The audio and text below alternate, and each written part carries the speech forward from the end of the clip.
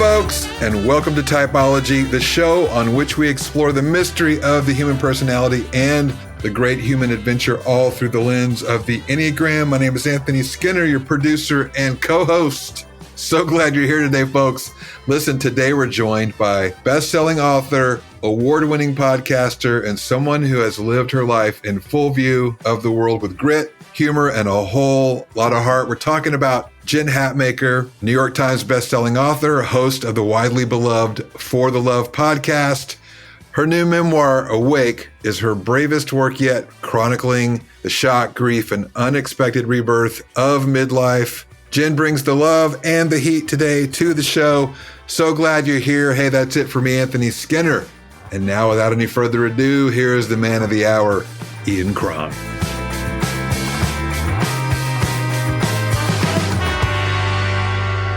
Hey, Typology friends, welcome back. Today's a big one, bigger than normal.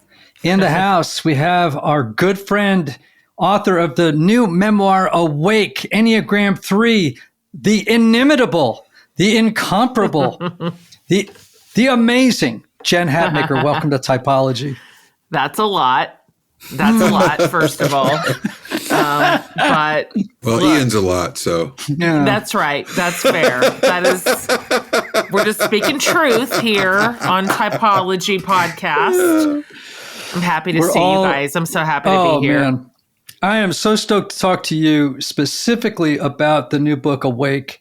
But I have a whole host of Enneagram related questions. Yeah. And so the book begins with this horrible revelation that occurs some years ago. And you wake up at 2:30 in the morning to hear your partner having a conversation with another woman, and you realize, almost like that great line, it's the end of the world as we know it. That's right.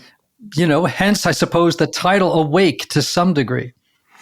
Yeah, it was, it's been interesting since the book's come out, and I've had the opportunity to speak to so many readers and folks that a lot of us have what I'm referring now to as the date. It's like a before and after date. So for me, it's July 11th, 2020. Sometimes it's like a diagnosis is the date, or a tragedy is the date. And whatever it is, a lot of people, I think, have a moment that splits your story in half. And that's what it was for me. I'd been married for 26 years. We had kind of a, public family, if you will, whatever that means, and had been in ministry, most of our adult life. And so it was, I think I wrote in Awake, that was the end of my life as I knew it.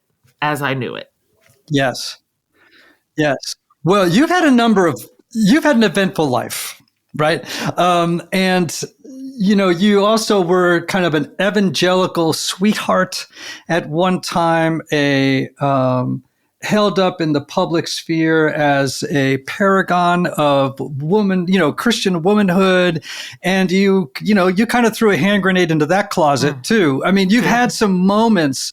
It's hard to know which date is the one that separates. You've had a number of dates, could say, that have created chapters and epochs in your life. You're right.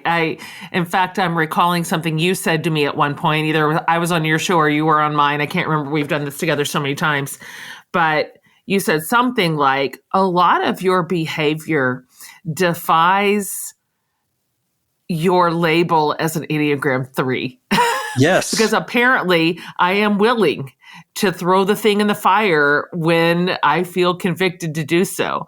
And so, I've had a couple of big ruptures in the last decade. The first being sort of the career rupture, which again was not the end of my life. It was just the end of my life as I knew it.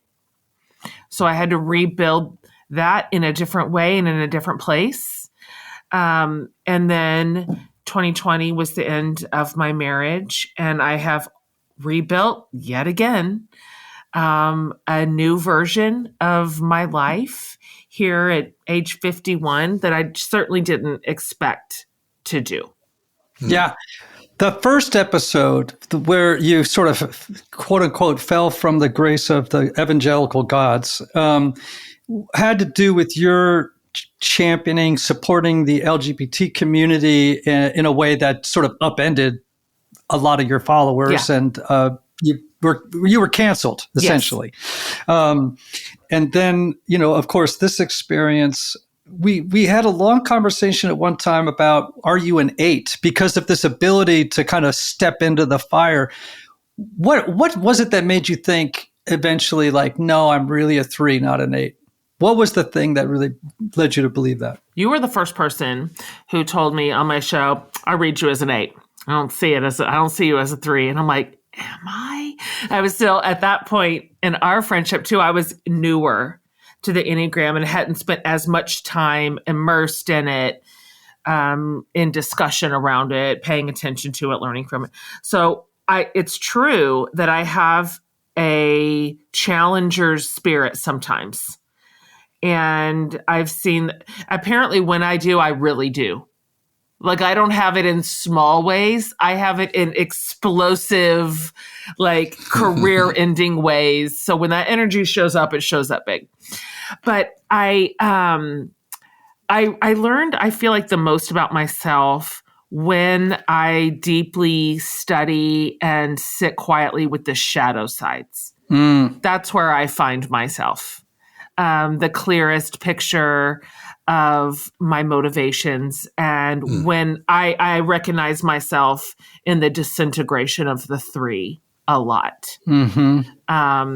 And I know this is hard to believe if you've paid any attention to me in the last 15 years, but I'm actually not very confrontational. Mm-hmm. And I have a very historical aversion to conflict in a way that is absolutely disruptive. I mean, as you can well imagine, someone who is unwilling to enter a necessary conflict and find resolution for it or understanding around it, that's how to adult. And instead, my preference is to retreat into my corner, close my eyes, and put my fingers in my ears and hope maybe it will resolve itself without my intervention. And so that's obviously not very 8-ish of me. And so those 2 clues led me to believe that I had correctly typed myself. Great. Wow. I'm all in favor of correctly typing yourself. And actually, you're the only one who can really know. And I bet I didn't say to you, I'll go back and listen, but I bet you I did not say, I think you're an 8. I bet you what I said was, if I were you, I would do some reading on 8s. Because you have a lot of 8 qualities. I'm absolutely mischaracterizing you. That's 100% yeah, sure. Got to make sure. I'm putting words in your mouth. Hey, and I got to look good because I have a strong 3 wing. So don't I know it? Those were the early days when you did that, Ian. No, I never. You know what? I learned actually from my first teacher, never, ever to do that. And so we had a guy on recently, and he said he was a 2, and Anthony and I were like, I'm like, didn't feel this right. Guy's a 4. Oh. No, it was so far off of not right. It was ridiculous. And even then I was like, I think it'd be really worth your time to study up on. It's true. Very true. May I gently suggest? Sure. If you have an extra hour, I'm going to suggest chapter 7. Yeah, exactly. All right. So the title of the book is really interesting to me because often we have a lot of 3, 7s, and 8s who come on the show. Why? Because they're assertive types. Yeah. They're not afraid to self-promote and market and do sales. And they write books and they want to get them out there. And, 1s, 5s, it's harder to get them on. It's harder to find ones. But what we laugh about a lot is how the titles of books that 3s have often are so 3-ish. It's insane. It'll be stuff like Kill It, or How to Have Your Best Life Ever, Rise Up, all that stuff. And you have picked a non-3 title. You have Awake is so 4-ish. It sure is, so isn't it? 1-to-1 7. It's very spiritual, but also a double entendre because of waking up in the night and hearing this phone call. So it's got a little bit of both going on that did not go past the 4. And so Awake, why this title? That is, this is why I always love having conversations with y'all, because you help me pay attention from a certain perspective to my own patterns and my own evolution. Here's what's so funny about this, Ian. The trade book that I wrote last, which was I wrote it in 2018. So it's been a minute. That was pre-divorce, pre-pandemic. That was still kind of when Jen was very in her Jen energy. My last book title was called Fierce, Free, and Full of Fire.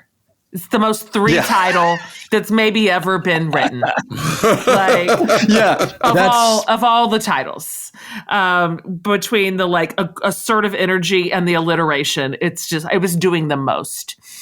And so it's interesting because I've been, as you might imagine, I had to steer into quite a bit of recovery after the loss of my marriage, and spent a lot of quiet time in therapy, in embodiment work, which I'm not historically good at, or I don't reach for embodiment. That's not the Three's best tool. Mm-hmm. But I found that my mind, which has generally been my best partner, was just so, it was just stuck. I was just in a poisonous loop of shock and trauma and sadness and overwhelm.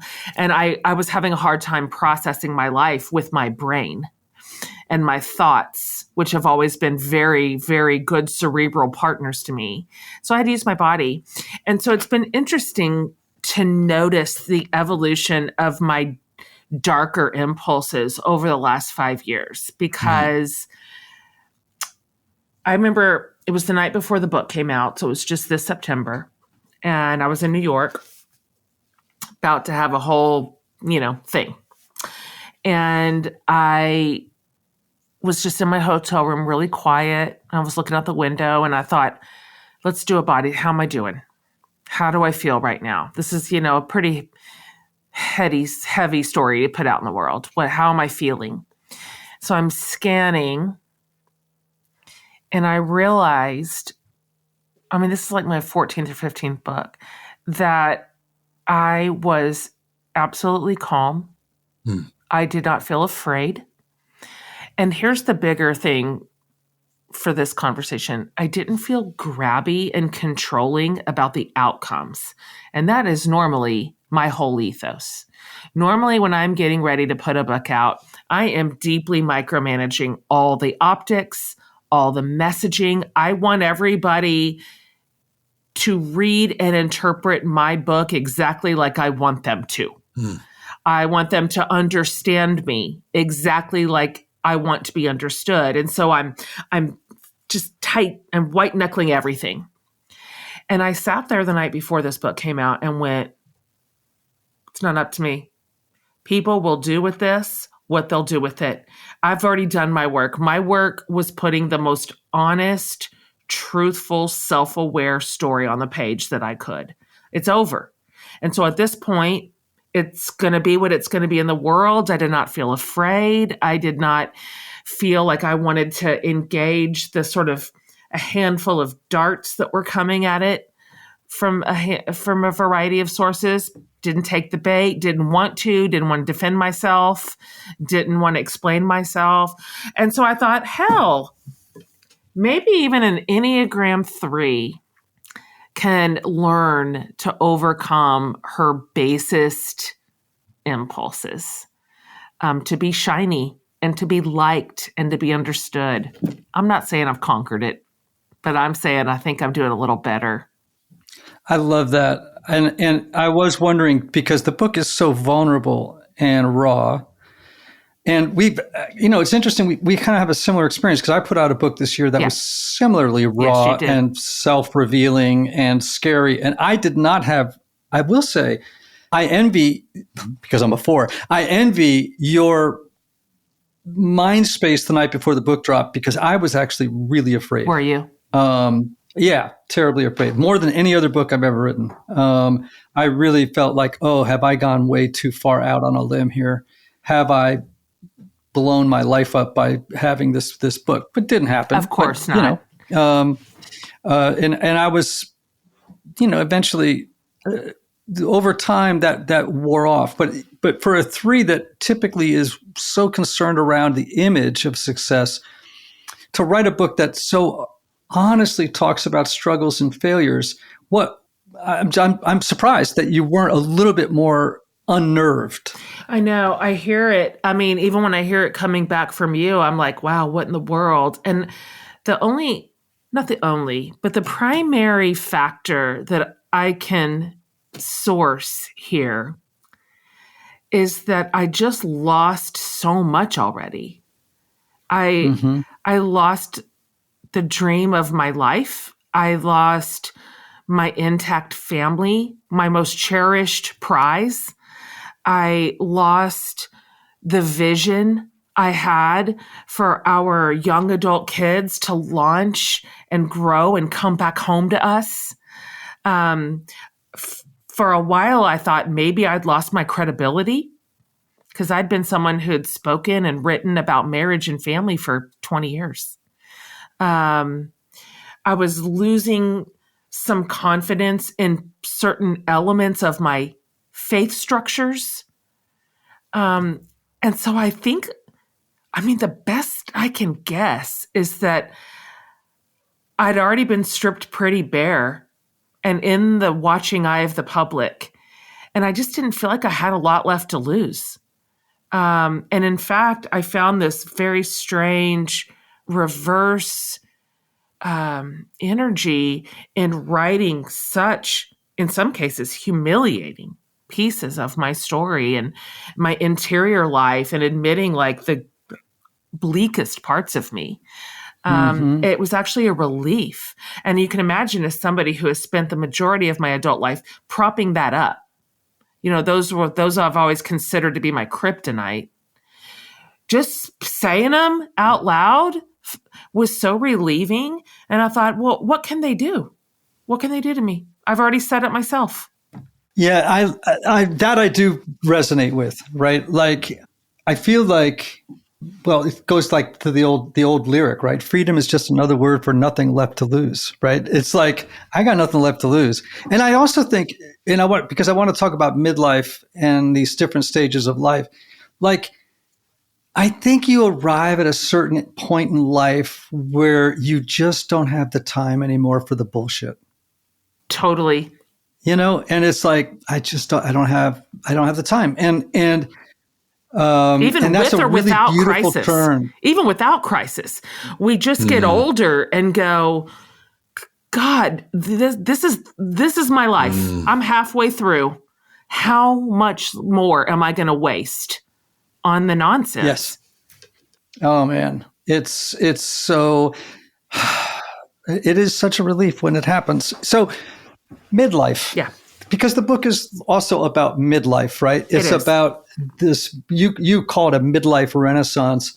I've spent a lot of time recently thinking about time.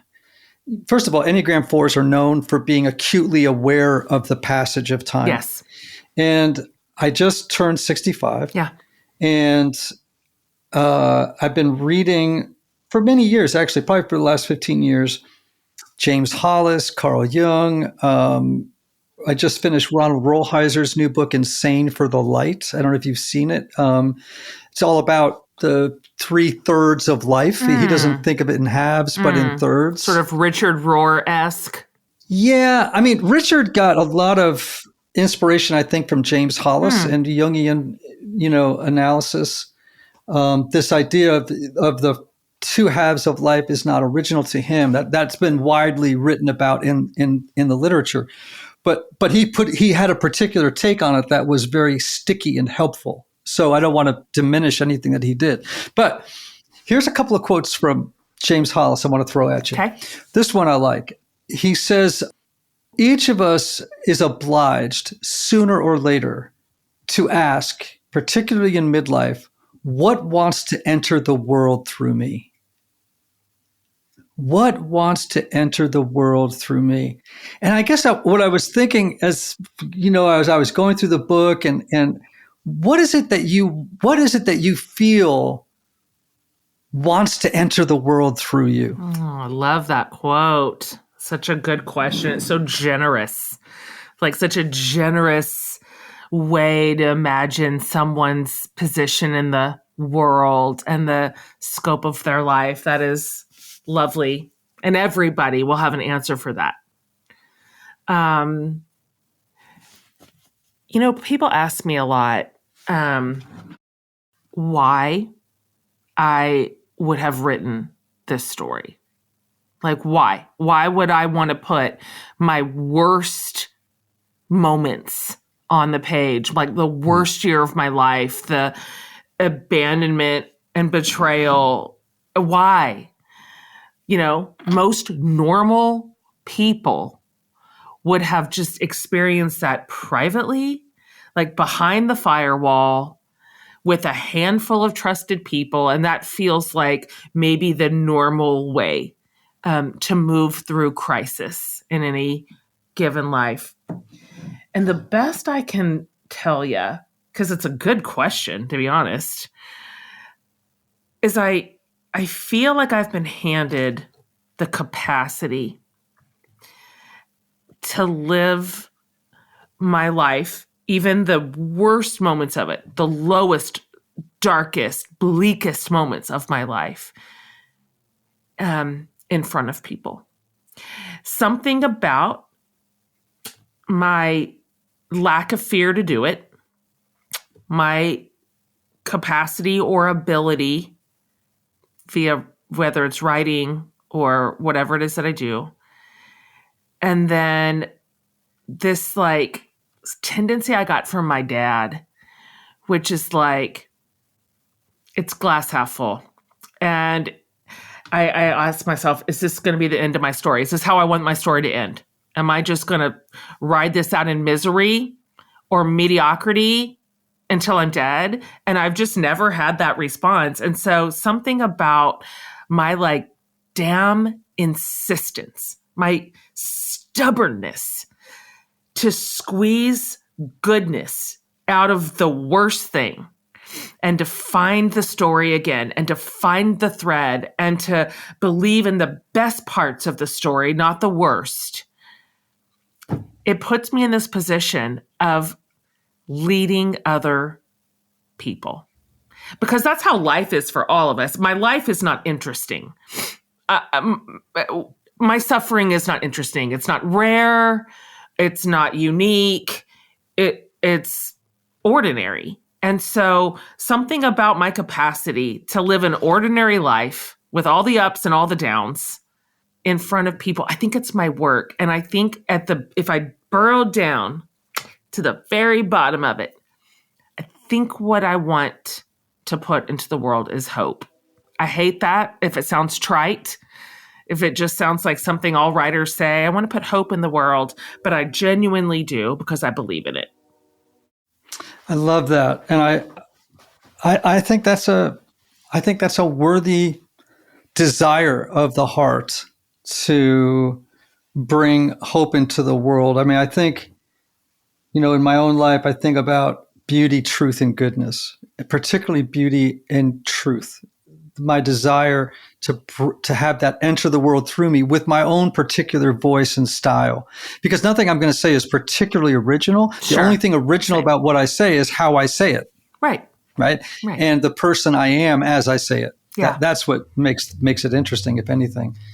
So when you enter into midlife, first of all, tell me what you think the task, because I think every phase of life has a certain task or an agenda associated with it. What is the task of midlife? That's a great question. I think I could probably create several slivers of this pie chart that could all be reasonably true. But if I want to consider maybe the biggest umbrella over midlife that I am and have experience and that I see in my community as well, so it feels very ubiquitous, is that the task right now for me of midlife is transition. And it is to transition well, with intention, and with great expectation for the second half. So many things are in flux right here in midlife. Transition is, it's almost in every category. Our bodies, for sure. These are not the young containers they once were. And we're having to sort that all out. Most of us have some sort of transition in our careers about here, either by choice or by force, one way or another. I see a lot of us having turnover in our work. Our family, our roles are transitioning. Midlife means a lot of our kids are growing up and launching, those of us who are parents. And so what maybe used to be the center spoke of the wheel, that sort of role of being a mom or a dad, is transitioning into something completely different. Being a parent of young adults is totally different than being a parent of a 10-year-old. And then a lot of our relationships are transitioning. Of course, look at the data. For a great deal of us, it's marriage. A lot of the marriages that we entered in as younger people are not outlasting midlife. Also, it's friendship. I think we're getting to a point in our life too, where some of the friendships that were bedrock, perhaps in our younger years, in our building years, have either run their course, or we find ourselves in a new place. Oh, and I forgot to mention faith. Of course, that's the community I've built. So to be fair, the sample size is oversized, but a lot of us are reimagining our faith right now. What does it mean? What do we hang on to from our childhood? What do we release? What do we believe? What do we no longer adhere to? And so everything is in flux, everything. And so to me, this goal of transitioning, not in chaos, not scattershot, not whatever happens to me will happen to me, but with much more intention than that, and dignity and grace. I think that is what, if we emerge from midlife having done that work, we're going to be real tickled about what we get to experience next.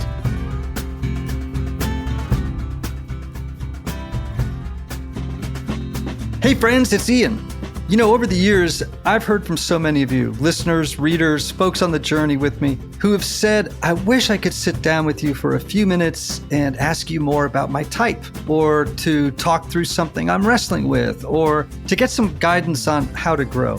So I've decided to open up a very limited number of 30-minute one-on-one Zoom coaching sessions. This is a chance for you and I to talk directly, just you and me, about whatever would be most helpful for you right now. And that could be getting clarity about your Enneagram type, how to navigate a stuck place in your story, how to grow in emotional and spiritual maturity, how to take the next right step in your life. We can go wherever the conversation needs to go. Now, each session is $150 and spots will be extremely limited, so I can give each person my full attention. If this sounds like something you'd benefit from, you can sign up at the link in the show notes or in my Instagram bio. You could also reach out to my assistant Wendy at ianmorgancron.com. So whether you're brand new to the Enneagram or you've been at this work for a long time, sometimes a short, focused conversation can unlock something important. So if you're feeling that tug, let's talk. I'd love to spend that time with you.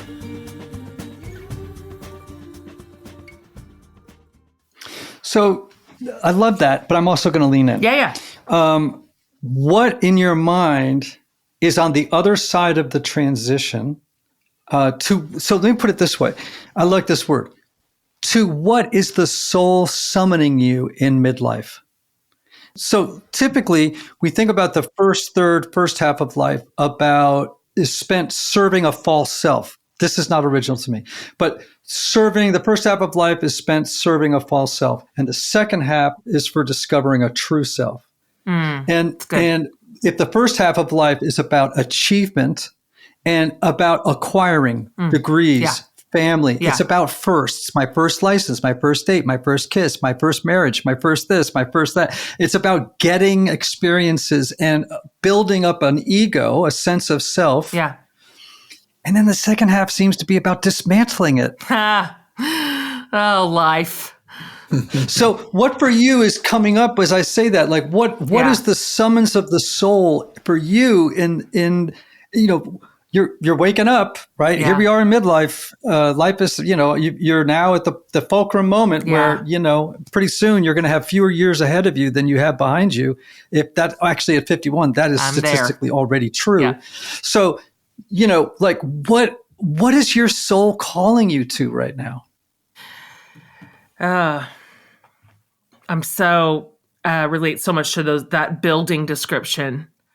Our 20s and our 30s, even early 40s, just building. And to some degree, you're so right.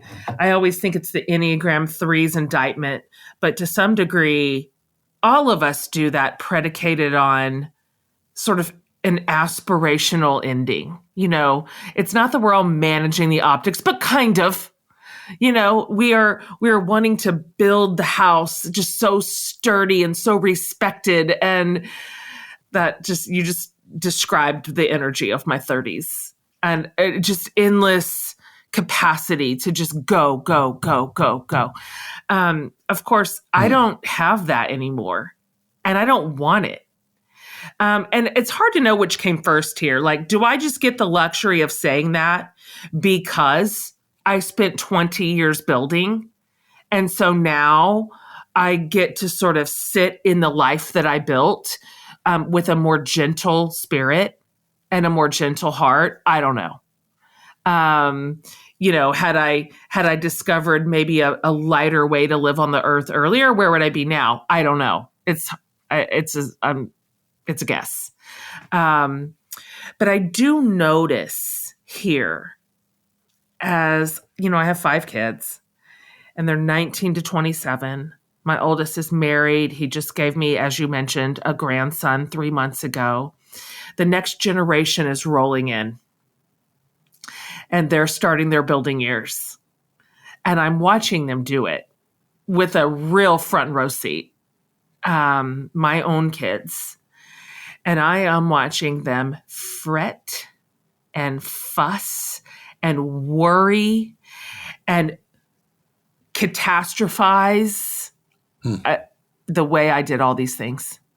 I am watching them struggle sometimes to recover from a mistake or a misstep and think, well, it's all ruined. One of my kids told me that just a couple of weeks ago. I've ruined my future. He's 22. And he was talking about a singular test score. And I'm like, oh boy, I remember this. I remember this feeling of urgency. And I thought, I wonder how I can teach my kids to relax into their lives a little more at this age better than I did. And I don't know that I can. Because as you just said, this seems to be the arc. That is sort of the arc of young adulthood, like careening into midlife. But now I feel myself, I hate saying this because it just feels like a bit of a cliched answer, but I am starting to notice what really matters. What do I really want to give my energy to? Going back to the night before Body Scan, the book came out, I found myself going, I don't actually want to give any energy to negative somebody else's discomfort around this story. They're welcome to it. It's their right to have it, but I find myself unwilling to carry it or even engage it. Mm-hmm. Yeah, that's called being free of codependence, right? Which is this kind of, there was probably maybe a season in your life, and I think this is typical for evangelical women early on, which is, I can't be okay unless you're okay with me, right? And, as you get older, you're like, I can be perfectly okay with you not being okay That's with me or anything else. Yeah. That's right.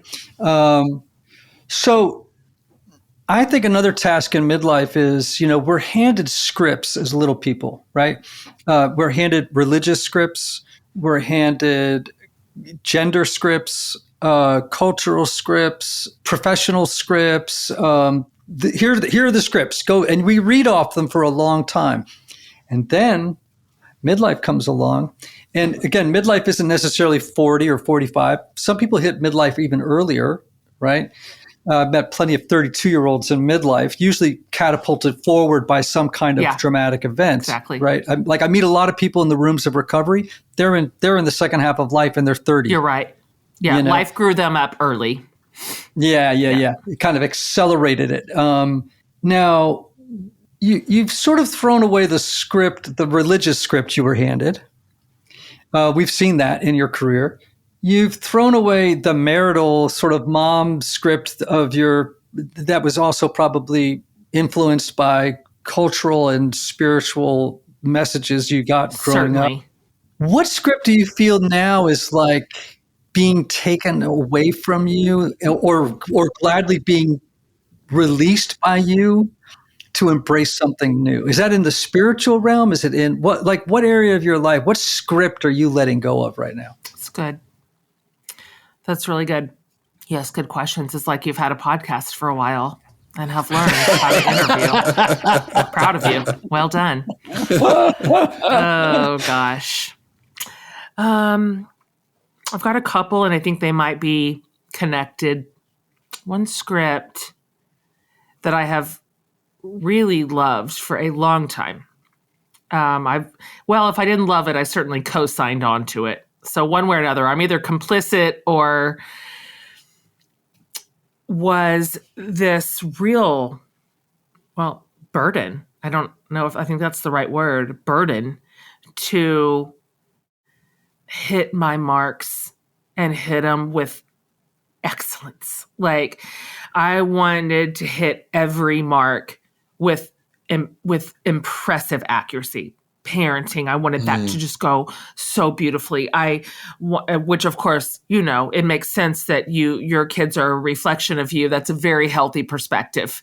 And marriage, and then I had these career marks that I deeply wanted to hit, and some of those were metrics that were measurable. So that makes it even harder because I either hit them or I don't.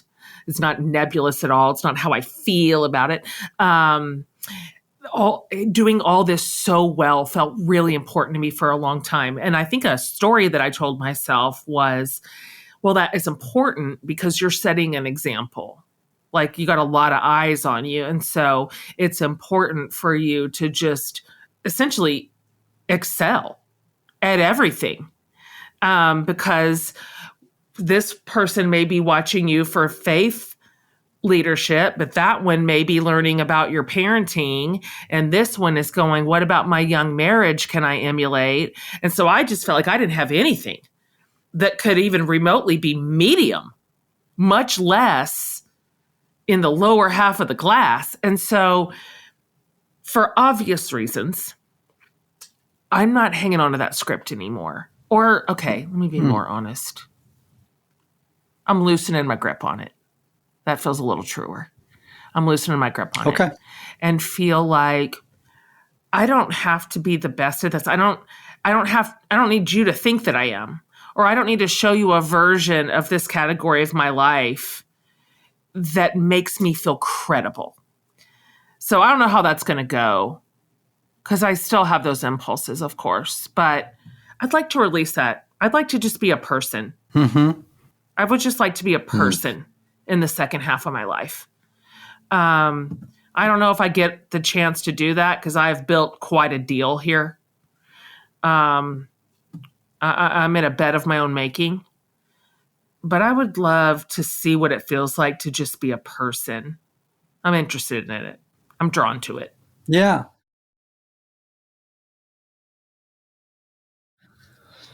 So as we come up on the sort of the end of the show here, I wanted to ask you about the title again, going back to the title. There's a Catholic spiritual writer, I'm sure you've happened upon him in your travels. His name was Anthony DeMello. And Anthony DeMello was a Catholic priest, very influenced by Eastern spirituality. And he once defined spirituality this way. He goes, spirituality is about waking up. Okay. I love that. I've used it a million times because I think actually I believe that Christianity is an awakening religion. I think it's an enlightenment religion, which always freaks people out when I say it's about enlightenment. It's about being filled with light, right? It is an enlightenment religion. So as you think going into midlife about God, spirituality, and you've been on quite a journey with that, like, how are you waking up in the spiritual realm? I grew up in a kind of conventional, traditional, high control religious environment. A lot of us know that background, a lot of rules, and I flourished in that for a really long time. As you can imagine, I'm an achiever. So if you're going to give me a list of spiritual tasks to complete in order to be considered faithful, I'm going to hit those. And I did. Understandably, that is not necessarily where the Spirit of God resides in that completed task list. Turns out that it's not very enlightening at all. It's just scary and hard and arbitrary and debilitating and exhausting. And that's where I found myself, I think, in faith, just going, shit, I've worked hard for God my whole life. And I ended up here with a shattered marriage born out of like a betrayal from a second life I didn't know was happening. None of it worked. And so what do I have left in my hands? And it's been interesting. And I talk about this a little bit in the wake, but I haven't been back in a consistent way to church since 2020, which is weird. I'm a pastor's daughter and I was a pastor's wife. Probably missed 6 Sundays in my entire life before 2020. So this is an interesting place to be. And it's been so fascinating for me to find God in different ways than where I thought he lived, which was under the steeples. There's this great story. I love this. It was an interview with Dallas Willard. And, he's just got he had that gentle heart. And the interviewer said, Dr. Willard, if you could describe Jesus using only one word, what would you say? And he said, relaxed. And I remember when I read that, I thought, what? Relaxed? God hasn't been relaxed a day in my life. That guy is tight. And he is scary, and he is watching, and he is punitive, and I was stunned by that response from this theologian, a biblical scholar. All that to say, 5 years later, I find myself in a place where God and I are relaxed. And I feel this gentle love, presence, proximity, ease. And ease is not a word I have ever used to describe my faith, ever. Yep. So to find an ease in it, I'm shocked. I'm as shocked as you are. And so that's all I know for now. Ask me in 5 years. We'll see where we're at. Yeah. Wow. So Jen, one last question. When I wrote my memoir, Jesus, My Father, the CIA, and Me, I did not become the most popular member of my family. And I took a little heat. My mom, God bless her, she died at 95 2 years ago, was really unhappy. Yeah. And siblings, one in particular, very unhappy. Yeah. What has that journey been like for you? It's a good question. It's interesting because divorce is not just the two people whose marriage is over. It's their kids. It's their parents. It's all their siblings and their cousins and their neighbors. It's their friend group. It's their church community. One sentence that I wrote in Awake was that divorce breaks 1 million hearts. And it does. And it affects a lot of people. The way that I thought about this every second that I was writing this memoir. It's not just my story to tell. Parts of it are. And I think those are the parts that I focused on. And I tried to honor and respect everyone else in the story because their version's going to be their version. I don't think any two of us would tell it the exact same way. And I understand that. The story belongs to the storyteller. And this one was mine. And so I hope that I have deeply protected and honored everyone else who was affected by our divorce. I kept a little note card. God, do I still have it? Well, I kept a little note card and I tacked it up next to my laptop the whole time I was writing this book. And it just said, will I be proud of this in 5 years? And that was my lens. That was my North Star for every memory that I included or excluded, for every word I chose, for every sentence I crafted. Will I be proud of this in 5 years? And I think it kept me in my integrity. And going back, just closing the loop on that body scan the night before it came out, as I thought, where am I?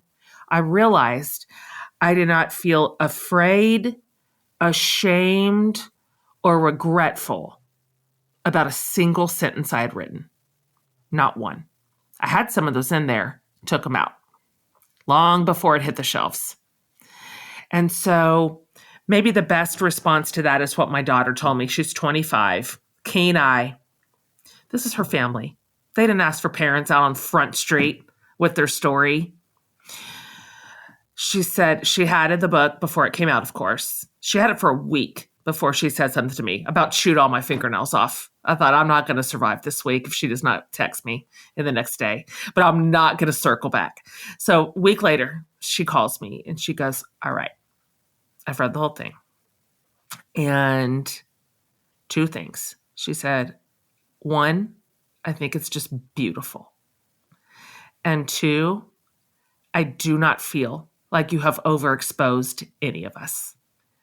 And that was all I needed to hear. That was my last sleepless night. And so I hope I can stand by this with honor, not just today, but next year and the year after that. And I sincerely hope the best for every single person in this story, that they recover, that they rebuild, that the second half of their life, not just mine, is beautiful and whole. And that's my hope for the whole family. It's a great place to end. Yeah. Thank you, Jen. I love when we have a chance to talk. I mean, it never fails to make my brain fizzy and happy. Nice. And also, I will say, there were a couple of people that were incredibly kind to me when I wrote The Fix. And it was one of those books that I had so much fun writing it. And then I realized I was going to have to publish it. That's right. And I was like, oh shit, what have I done? Those three or four people outside of my family, right? My kids, and my wife. One was Richard Rohr. One was Kurt Thompson. Of course. Two of the best. Yeah. Another person that was just, incredibly gracious and encouraging and kind, and who just consistently showed up for me, cheering me on, was my friend Michael Cusick, who's a therapist and an author and a wonderful guy, among others. And you were really an important champion for that book, because honestly, I think there were some people, I'll just be honest, there were some people who were friends of mine, I put that in quotes, who I asked to endorse that book and they didn't. And I don't know why, and I could make up a narrative in my head. Okay, I don't know the real stories. Okay, I don't. They really, all the excuses could have been absolutely legitimate. The problem is that I was so damn vulnerable in the book that anything that smacked of rejection, and in a few instances, it was very disappointing. Like, and part of me was like, you don't want your name on this, do you? It's a refining process. You learn to roll with the punches. I just want to thank you for how kind and supportive, and you championed and advocated for me in a way that was deeply meaningful and sustaining at a time when I needed sustaining. So I just want to name that and call you out for it. Thank you. What a nice thing to say. And let me be clear. Supporting you and your work, particularly the fix, which I read cover to cover, is the easiest decision I have ever made. I respect you so much. And it's not just that your work has meant so much to me over all these years, which it has, but you have. You've been my friend now for what feels like a decade. And so that level of vulnerability that you showed in the fix, that never pushes me away. That only draws me to you. That tells me that you are safe for me. That when my life falls apart, when something I love craters, I can talk to you about it, and I don't have to run away from you. I don't have to hide from you.